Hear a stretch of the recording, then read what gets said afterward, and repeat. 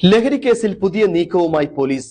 കുറഞ്ഞ അളവിലും ആദ്യമായും ലഹരി ഉപയോഗിച്ചതിന് പിടിയിലാകുന്നവരെ കേസിൽപ്പെടുത്താതെ ലഹരി വിമുക്ത കേന്ദ്രത്തിൽ അയച്ച് നേർവഴിക്ക് കൊണ്ടുവരാനാണ് തീരുമാനം.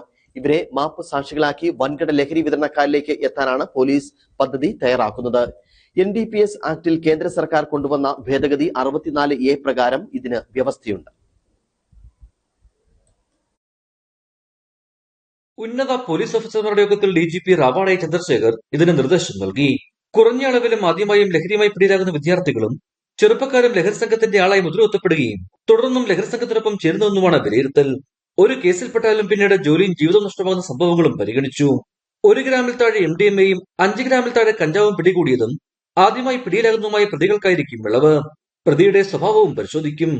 FIR രജിസ്റ്റർ ചെയ്ത ശേഷം സർക്കാരിന്റെയോ തദ്ദേശഭരണ സ്ഥാപനങ്ങൾ അംഗീകരിച്ചോ ആയ ലഹരി വിമുക്ത കേന്ദ്രത്തിൽ ചികിത്സയ്ക്ക് അയക്കും. ചികിത്സ കഴിഞ്ഞുള്ള സർട്ടിഫിക്കറ്റ് സ്റ്റേഷനിൽ ഹാജരാക്കിയാൽ രജിസ്റ്റർ ചെയ്ത FIR ഉണ്ടാക്കും. ചികിത്സയ്ക്കിടെ പോലീസിന്റെ കൌൺസിലർമാർ പ്രതിയിൽ നിന്ന് ലഹരി വിതരണക്കാരെ കുറിച്ചുള്ള വിവരം തേടും. ലഹരിവേട്ട എന്ന പേരിൽ നിലവിൽ നടക്കുന്നത് ചെറുകിട ഉപഭോക്താക്കളെ പിടികൂടുക മാത്രമാണെന്ന വിമർശനവും പോലീസ് എക്സൈസ് വിഭാഗങ്ങൾക്കെതിരെ ഉയരുന്നുണ്ട്.